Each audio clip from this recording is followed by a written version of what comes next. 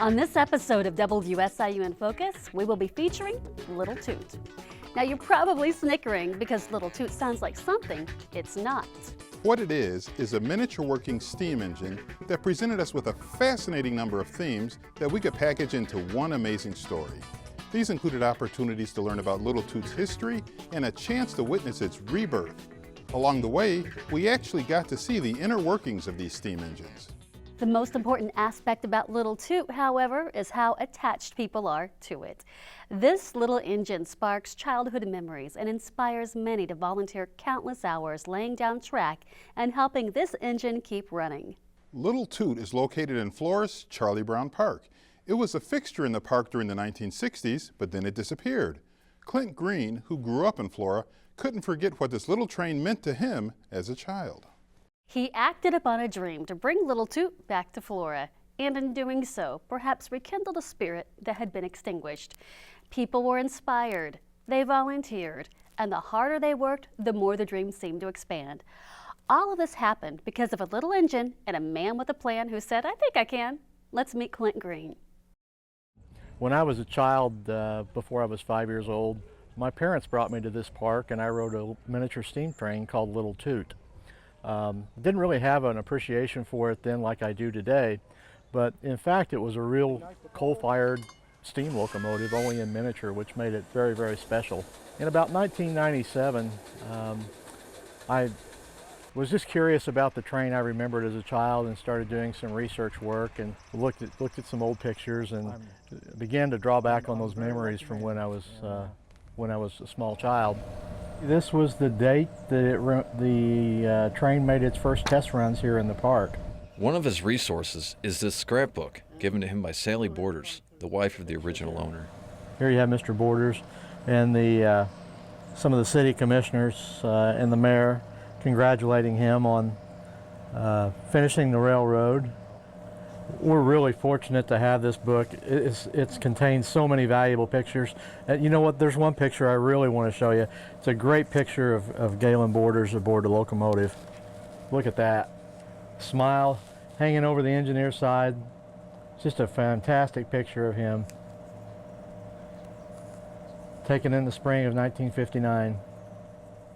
It was back in 1959 that the Little Toot saga began in Flora. Gaylon Borders had bought the first miniature steam locomotive made by the Chrome Metal Products Company and had laid out tracks for it in Charley Brown Park. Through my research, it led me to a gentleman by the name of Jim Adams from Centralia, who was actually the person who removed it from Charley Brown Park here in Flora and transplanted it to Centralia. You got to back up a little bit. When Gaylon Borders had the railroad here, anybody that showed up that was interested, he'd hand them a pair of gloves and teach them how to run the engine. And he had an aneurysm on his brain, so all of us who he had taught to run the engine would come over and we'd run the train for him. After he died, why, I volunteered to help his wife keep the train in operation, and she hired a kid to run it. And we tried that for 1 year. It didn't work out too good, so the next year I'd come over here every weekend and run it myself. And then Sally offered it to me to buy it, said she was going to sell it, so I bought it, and I ran it here one more year and then moved it to Centralia. He continued to own that train for some 18 years. I owned or about like? 17, 18 years, yes. So, and I didn't make any friends in Flora when I moved it either. Somebody said something about how much money I was making running that train, and I told them I didn't know any way that you could lose $1,000 a month and have more fun doing it. We finally sold it to people at Peoria and then went to California. Jim's also the guy that was greatly responsible for leading me to the original train and getting it brought back home. My first introduction to Jim was the day I called him, and I told him, I said, "Mr. Adams, you don't know who I am, but when I was a little boy, I gave you a lot of quarters," and of course right away he knew what it was I was referring to, and he happened to know where it was, and it was through him that I struck up a conversation with the owner. They called me one day and they said, "You know, we think it would really be neat if this train could come home. Would you be an interested buyer?" And of course, having looked at some other trains, I said I certainly would. Your relationship with a steam locomotive is kind of like a family relationship, and if you get rid of one, you want to go somewhere where you know it's going to be taken care of. People appreciate it and treat it right. It's a whole lot like trying to find a new home for the family dog. And you know, here I am now, almost 48 years old, and Jim is a gentleman who would have actually been the engineer when I rode the train as a child at 5 years old. So how unbelievable was that? And now here we are this many years later, and he's involved and I'm the owner. So I was able to get involved and let somebody else spend the money. You know, when we got the train back from California, it wasn't in as good a condition as we had hoped it would be. It ran for a couple of years, and then it developed a serious boiler issue, and so it's been down for a number of years. It takes a lot of time to perform that work, and a lot of money too, quite frankly. As you can see, there's a lot of really fine parts in the running gear. There's hundreds of little parts there. The original Little Toot is no longer operational. This is a locomotive that I rode as a child. We've done a lot of the major work on this locomotive in tender. We've done some welding on it, repaired the wheels, the boiler's finished, and soon we'll begin to reassemble it. We have multiple trains, but this is the one the community remembers, and this is the one they really want to see in operation when they come. So many people remember it. Well, I was here when the truck came from California with Toot on it, and there's women standing here with tears in their eyes. Little Toot had come home. For a few years, there was only one Little Toot, but as that engine started to fail, Clint realized he needed a spare. This is locomotive 1966. For a number of years, it's been our main locomotive. It's due to be taken out of service this year for a major overhaul, which would mean a total dismantling of the locomotive, inspection of the boiler, replace any bad parts, wheels, that sort of thing. But we'll completely take it apart, sandblast it, and repaint it. With the original Little Toot needing a lot of work, and his other engine due for a total overhaul, Clint needed to locate another engine. He found this one, covered in a thicket of brush, like the Tin Man, unused for years. We pulled it from the Georgia woods, built in 1963. The locomotive is actually in very good mechanical condition. It's been test fitted with the boiler. The boiler work has already been completed. The internal workings of the boiler have already been redone. Getting the boiler into shape is a critical first step. I want to show you what the internal parts of a boiler really look like. These are parts that you don't see. This is actually a boiler tube. While it may look like a piece of pipe, it's actually special tubing that is thick-walled, as you can see, and it's made specifically for use in boilers. If we were to light a fire in the boiler, the fire would travel up through the bottom of the boiler, through the firebox, and then the heat and the smoke is transferred through this tube, through to the front of the locomotive, and then the smoke comes out the end of the tube and travels up the smokestack. When this is installed, these tubes, there are 21 of them in this locomotive, they are totally surrounded by water. And what that allows for is, as the heat travels through these tubes from the fire, it's transferred from the inside of the tube to the outside of the tube, and therefore makes the water get hot. And the end consequence is we get steam from that. On flat level ground, this locomotive is rated to pull 30 passenger cars loaded with 300 passengers. It's capable of speeds as high as 30 miles an hour. It weighs 1.5 tons. And when it's fired, the pressure in the boiler is equivalent to 4.5 sticks of dynamite. So we take our business here very, very seriously. Our locomotives are steam operated. They are coal fired. They are 100% real.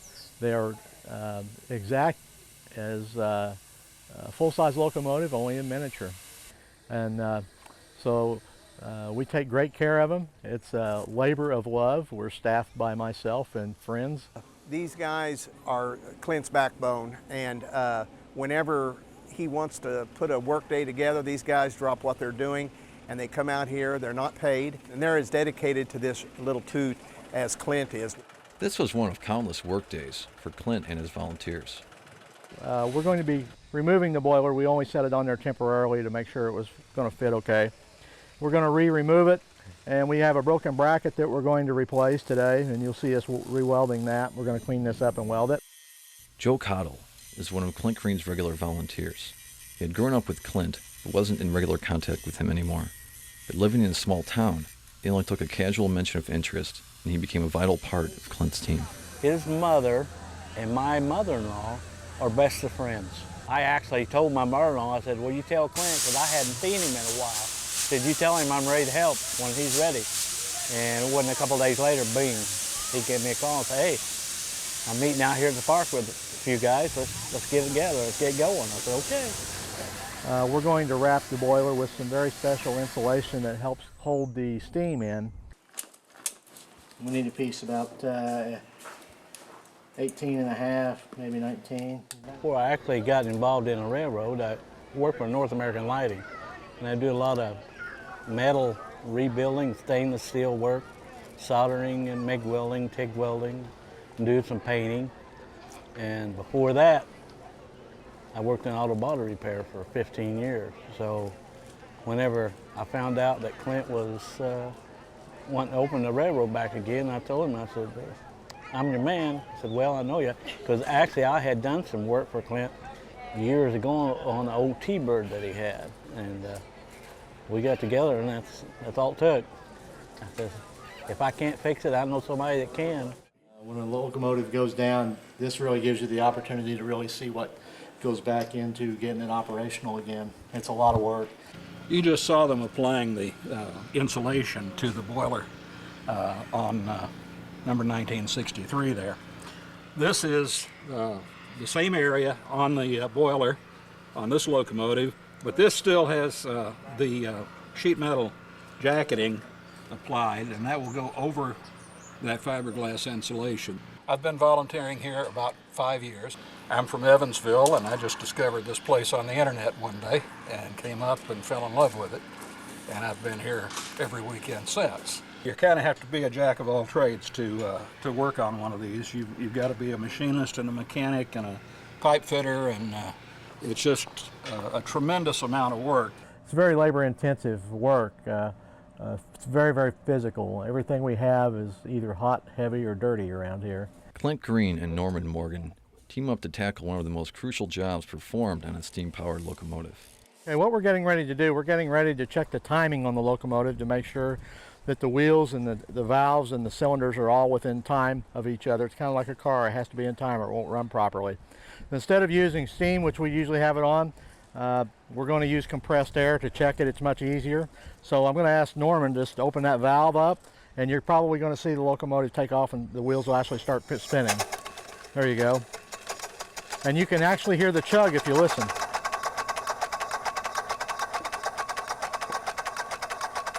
What I'm doing now is I'm going to take these chambers off and look down in here at the valves.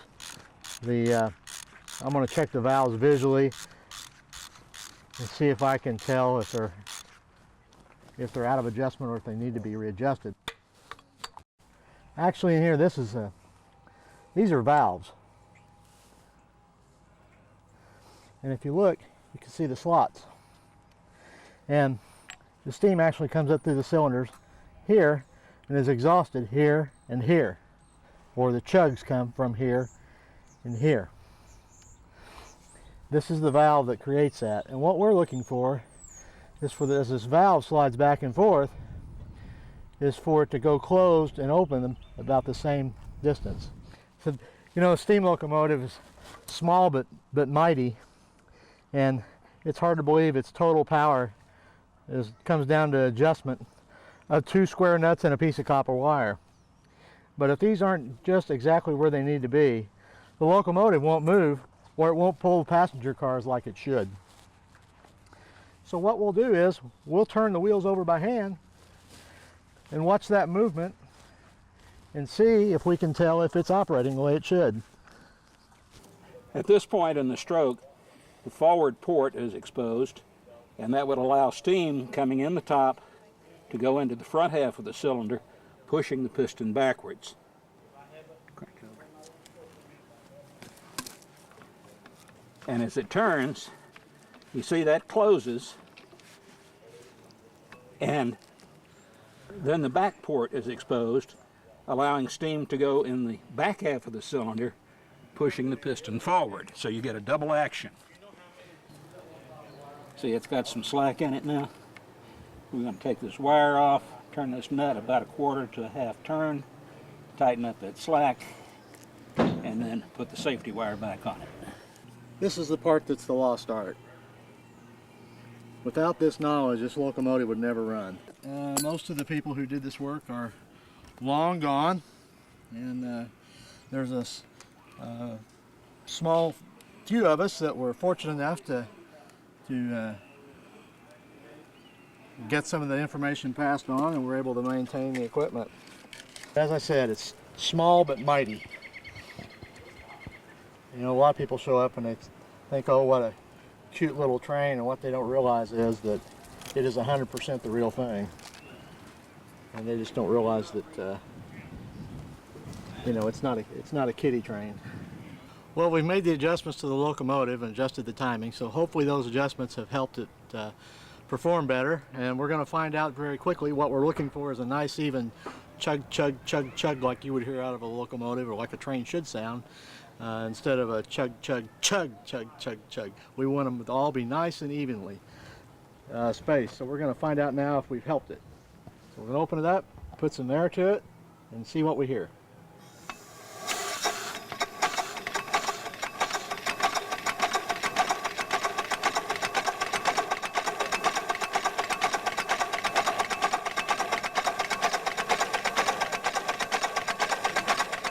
I think that's better. All those chugs are sound pretty close. That's what we were hoping for, so it looks like we got it done. So now with the locomotive in time, all that really is left is to mount the boiler, reassemble the cab, put the piping on, and in about 4 or 5 weeks, we'll have it running. As it turned out, it took all summer and a few months into fall before the engine was actually ready. In the meantime, they had a diesel train in service, but ridership was down. Nobody's wanted to ride it, so we're going to put it away. The park just wasn't the same without a working steam engine, but with engine 1966 needing a total overhaul and the original Little Toot still in pieces, it was a day to rejoice when the new engine made its debut in Charley Brown Park. So we're going to take this engine out today, we're going to fire it up, and show everyone how it runs. I'll recheck the fire to see if the coal has ignited, which I'm sure it has by now. Yes, it has, and you can very plainly see that the coal is burning. The entire firing process takes about an hour, and so we're probably about 30 minutes away from having a full head of steam. Like waiting for the steam to build, the process of getting all the inspections done and permits granted seemed to take forever and proved to be the major stumbling block in getting Little Toot back on track. To be able to operate the locomotive, it had to undergo several inspections. It took some time. It delayed and created a delay in the restoration by a couple of months in getting some things we needed, but it's better safe than sorry. The State of Illinois Office of the State Fire Marshal has a boiler and pressure safety division. The inspector comes around and we'll do an ultrasound test on the boiler, make sure that all repairs on the boiler have been made in accordance with ASME standard, which is the American Society of Mechanical Engineers. It's very important that boiler work be done in accordance with those standards to make sure that the welding was done correctly. A faulty repair could result in the explosion of the boiler and possibly even death to the operator. The engine now proudly displays its boiler certification, and all systems are working properly as it vents steam. What you just saw is a normal venting of steam. That's the pressure relief valve at 145 pounds, indicating that the boiler has reached its maximum operating pressure.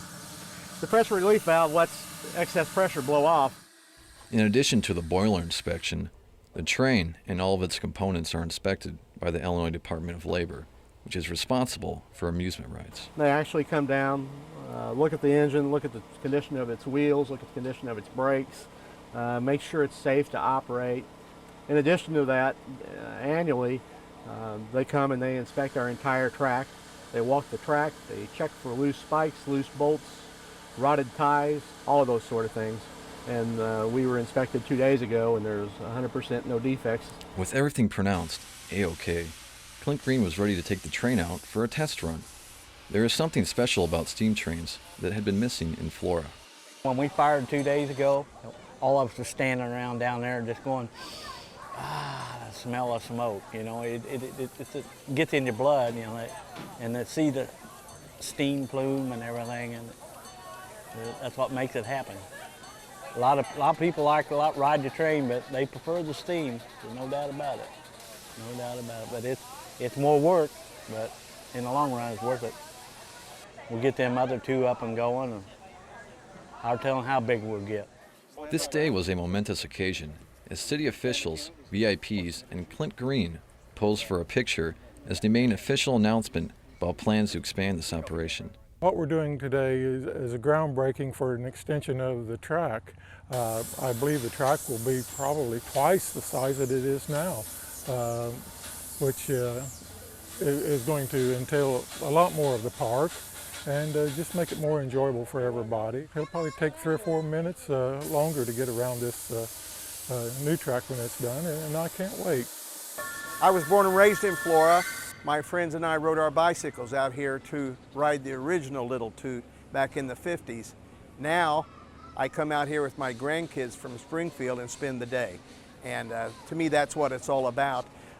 Clint Green has done such a phenomenal job to grow this railroad, and as you know, we're out here today to celebrate groundbreaking for yet another expansion to the original route, and it's just going to be phenomenal when he gets it open next spring.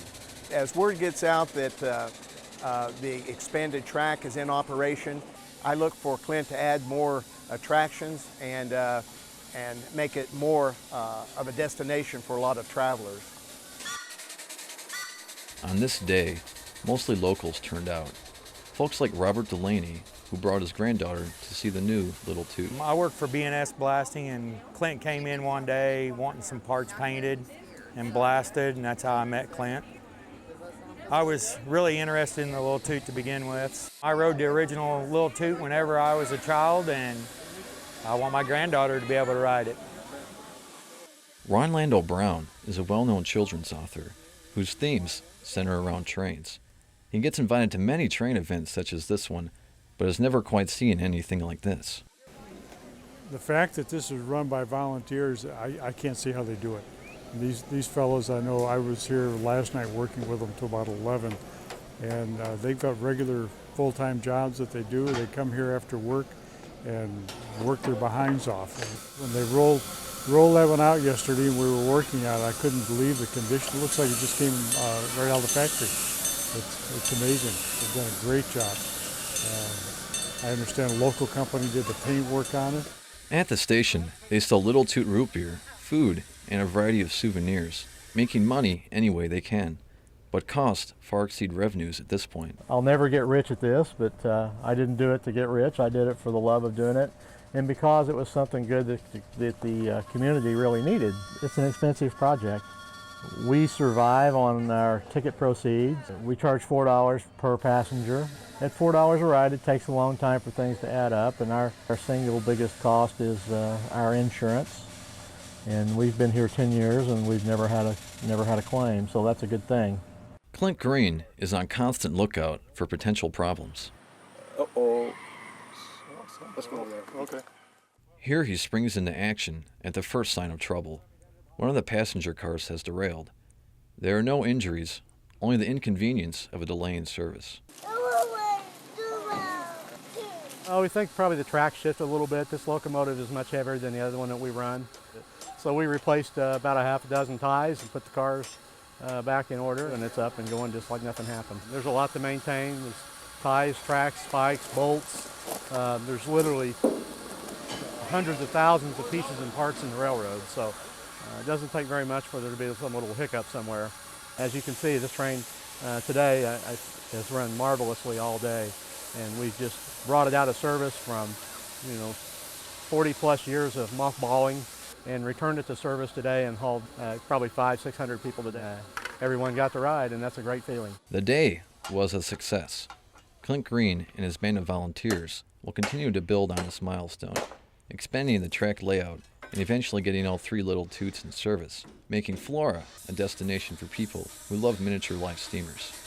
We're going to do a lot of expansion, a lot more buildings, and get everything completely restored where we're more in a maintenance mode. But this is living proof that you can do anything you want to do. If you want to do it bad enough, you can find a way to make it work. And you don't have to be a multimillionaire to leave a legacy. And this will be my legacy to the city of Flora and the Southern Illinois when I'm gone. And that's a really good feeling for me. As mentioned in this story, Clint Green actually has 3 Little Toots and some big plans for expansion. The goal is to have at least one of these engines running at all times, but there is also a dream that someday we may see them all up running together. In fact, some folks have been talking with Clint about possibly having a miniature steam train event in which other trains from around the country would converge on Flora for a weekend. For now, Clint Green is happy to have at least one Little Toot in operation during the season, which will be on weekends from mid-May through September. During the holidays, the train will also run on weekends as part of a lighted display tour. Check out their website, littletootrailroad.com, to see what's happening. Thanks for letting us tell this interesting and inspiring story. You may have wondered if we could actually keep you engaged for an entire show devoted to a little engine. Well, we thought we could, we hope we did, we thought we could, we hope we did, we thought we could, we thought we did. See you next week.